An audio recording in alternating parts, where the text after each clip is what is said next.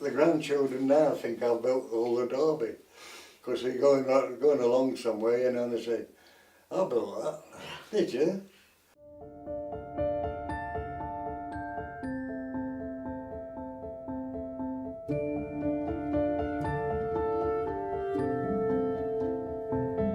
Craze, yeah, they were in the next street. Wake up, Hitler's come to bomb us.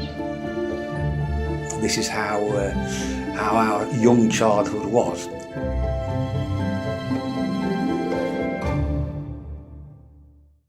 I was born in Bleach Yard, Nunn Street, and in May, and in the November we moved to 23 Bright Street, which is on the Maury Estate, and this was, we hadn't got a lot of money, but I'd got three other siblings, two sisters and a brother, all older than me, and I was the baby. And it was lovely, that was, for a time, until somehow or other there's another child turned up, and that was me put into that bit. Go and do that, or, you know, it was always a bit of a battle. When we moved into there, it was during the wartime, which changed everything. The blackout, going up everywhere was black. You could go out at night and there was not a light anywhere. I've told this story as well, it's been in the newspaper, about I was walking up St Peter Street in the blackout, and all of a sudden I could hear a slithering noise. I thought, what the devil's that? Something coming down the middle of the road. And it was a troop of elephants with the trunk wrapped round the tail, and they were appearing at the Old Grand Theatre. And to see these, but it was quite something, because you couldn't see them till they got to it. There was a man with a light up front and the man, but of course there's no traffic, no cars or anything like that. And they used to park him round by the bus station. They had a place there, behind what was the fish and chip shop on the Morleys there. But that was part of the thing.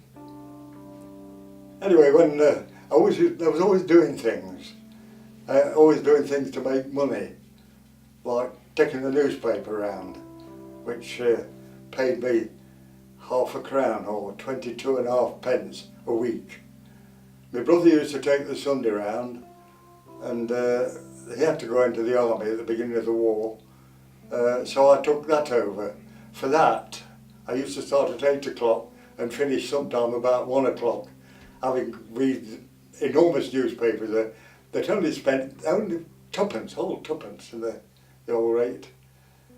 That was one of the things. I used to help a greengrocer when I was about 8 or 10, something like that. I don't know, I might have been about 10. We used to get, if I worked on Saturdays, which was to go to the market with him at 7 o'clock, and we might finish at 7 o'clock at night. And for that I got to, again, £0.50. And I could eat as many bananas as I liked. It always got cheap bananas. And at 14, I went to work as an apprentice bricklayer to Derby CoOp. It was quite something. I enjoyed it. I love the building trade. Unfortunately, I can't do it now. It's always, there was something in it. They always used to say there were the things that when you join the building trade, they teach you 4 things: to drink, to smoke, to swear, and to chase after women. And I managed to do them all with relish. It might have got me in trouble sometimes, but having worked there, I learnt the job, which was quite something. We used to do everything from building shops, building houses, or pushing a hand cart with ladders and crawlers and slates with a labourer, and used to go up and repair roofs all over for the society's customers. The old fellow that I had, old Tommy, he'd been in the Boer War, which was saying something. And it had more tricks of the trade than any bricklayer. The unfortunate thing, he didn't know how to lay bricks. He could say he could do it, but he just couldn't manage it. But he taught me a hell of a lot. He was quite a man. It was quite something to be a co-op. You laughed all day, didn't you? You still did the jobs, but you laughed. It was the best 21 years of my life. Yes. Co-op. I think, you know, there was a lot of fun with the gang that we'd got at that time, Joe Wilde, and they actually built a shop in 5 weeks. From going on to the field, that was it. 5 weeks later, a co-op shop opened. 5-week wonder it was called. I didn't stick the Derby Cock. I was always doing what they call foreigners, which was to go out and point somebody's chimney or build them walls somewhere as spare time money. And I've getting to the point that I'd really got that many foreigners that the only thing that I could do was to start in business on my own. And so I did just that. I got a ladder and a van and my tools and just set out doing all kinds of work, fitting things like you don't get them now, where they had front door steps. Used to be made out of terrazzo. Sometimes you'd got that much money out and you hadn't got any money at all. People not paying on time, and not everybody paid as soon as ever you'd finished. But I was pretty fortunate. I only had 2 that didn't pay, and there was not a lot of money, but it was a lot of money at that time. But they just didn't pay. I teamed up with a fellow, Harry Jackson, who was a plumber, and he served his time. He was at school at the same time as I was, we finished up in Kedleston Road School, and he was there, and he was already working at the co-op when I left, so we shared the apprenticeship together, and he, like me, was doing foreigners, got too many, so he started on his own, and about 4 months later I joined him. We never into partnership, never anything written. We just worked together. If I'd got a job, it was my responsibility to provide the materials, collect the money, and then we split it 50-50. And it worked quite well for 6 years. And then he got involved in housing. He was single, and he only got his mother kind of thing to be bothered with. But he went into house building in Kirkhyden, and I was left on my own. I didn't mind, but I carried on jobbing. But then, of course, with being in the pub, meant that I was not hard pressed for money, fortunately. But I know, having built, I'm just trying to think of there as well. I'd actually built, I built a bungalow in my spare time, did the brickwork on it, on the Maury Estate. That was quite a foreigner, but it was done. I met a man. I used to. There's a garage under the arches in Frygate. There's a garage, Alan Smith garage. Brilliant man he was. And I did quite a bit of work for him there. And I met a man at that time who, in actual fact, was not very popular. But he'd got one of the arches, and he just wasn't very popular. And I got to know him, but that was as far. And then eventually, it's Charles Clowes. Charles Clowes, he died a couple of years ago, 2 or 3 years ago. He lived in Brailsford Hall,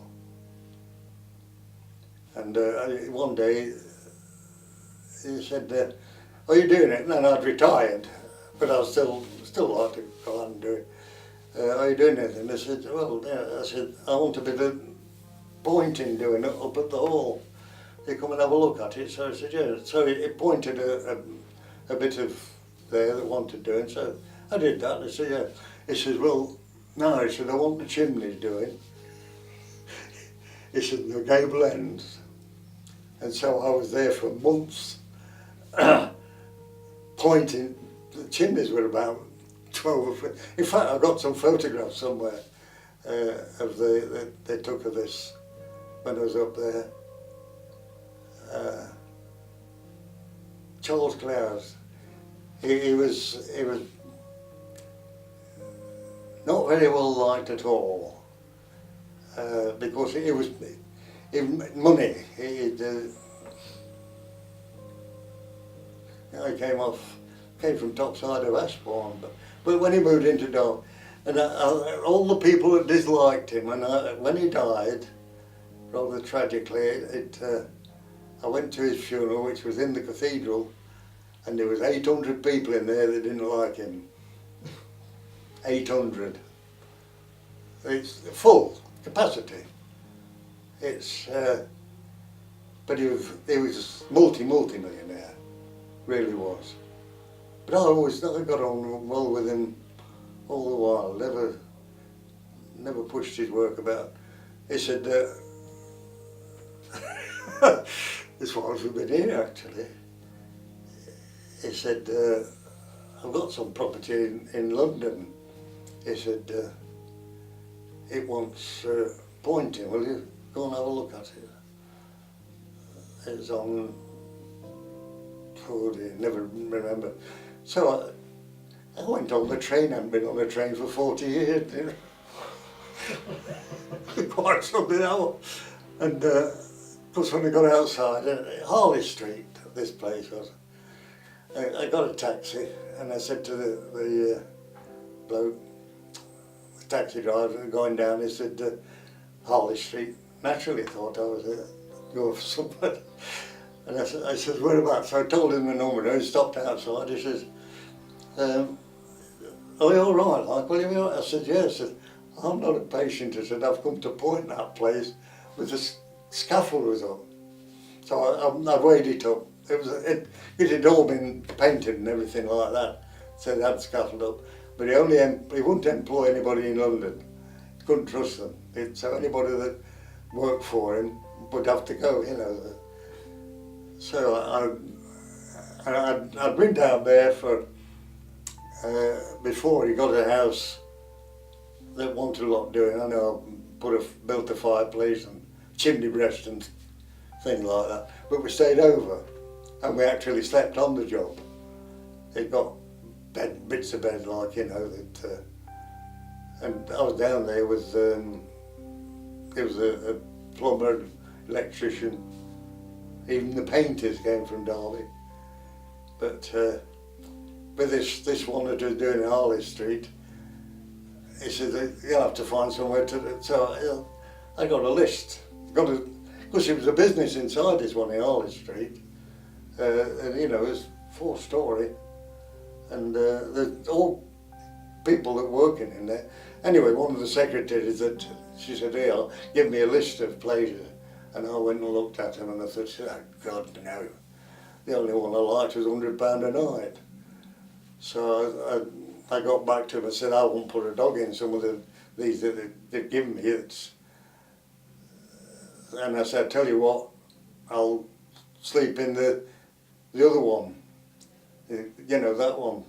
So I had a taxi in the morning to take me to work at 8 o'clock and he'd come and fetch me at 6 o'clock, that's it. I go home and get me meal and have a wander around. But I was away for 3 weeks. I worked 3 weeks solid. There's one thing about it as well at that time, they couldn't give me cash. I didn't get paid for any of them really. They could just, we had a new kitchen. Things like that, that's the only way they could do it. It cost quite a bit of money. Yeah. I was doing a lot of work. But that trip to London was quite an eye-opener. I was aware that there's so many people that have got this headache because they're all going down there talking, and you know, until I appreciated the fact there were mobile phones. They said, and the one that was the best was the one that put it like this. And what it does. And then one night I was waiting for the taxi to come, and you had to lock the ladder up so people couldn't get it. You had to put a lock on, pinch anything down there. And this girl was coming towards me, and she looked and she smiled, and I smiled, and I said, "You're not from down here, are you?" She said, "No." Of course, that's one thing, they do not know you. If you go there, you know, they just don't want to know you. London is, but it was proved the point that day. Anyway, there's a fella over the way, a foreigner of some kind, and he came over and he said, I've got a bit of a proposition for you. I said, "No," he said, "Yes." I said, "What is it?" I said, "Well, I better just tell you, I'm not from down here." Oh, that was it. He wouldn't tell me what the proposition was, I'm sure. But he was working on the house over there, at that time. Yeah.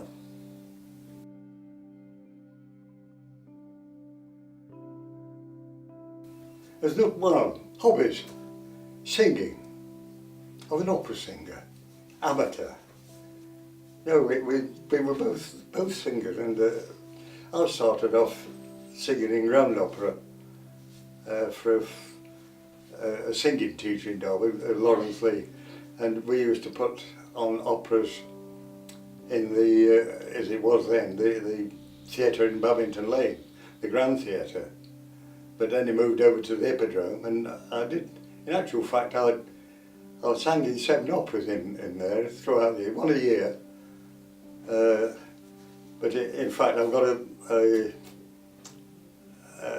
poster there for when we did 2 operas, and on the Saturday, the alternate nights, we did one night and one another. I was chorus in one and a principal in the other, singing the principal part in it. But on the Saturday, we did the 2 operas, and we started at 5 o'clock, and by the time we'd done, you know, it was getting on towards 11 o'clock. But to do 2 grand operas in the night was quite something. And then we partied. There was always good nights after that. But that was at the old Hippodrome. Good theatre. We were always singing, and then with this Andy Lloyd, he got the Derby, Gilbert and Sullivan Opera Company. And they came, even the chairman came round one particular night to see Jean, see if she'd go and direct a show, one of the operas in there. So she said yes, so I went in and I finished up joining to sing again. But we hadn't done anything for, 10 years, singing-wise or anything. We did other things, but she directed that show. Then that was enough it's very difficult. You've got 40 odd people that are not listening to you till you shout at them and really, you know, stamp your foot or just be sarcastic. But we stuck with them for quite a few years, and then it was just getting a bit too much. And they got another new director coming in, so we left it. And funny enough, we didn't miss it after that.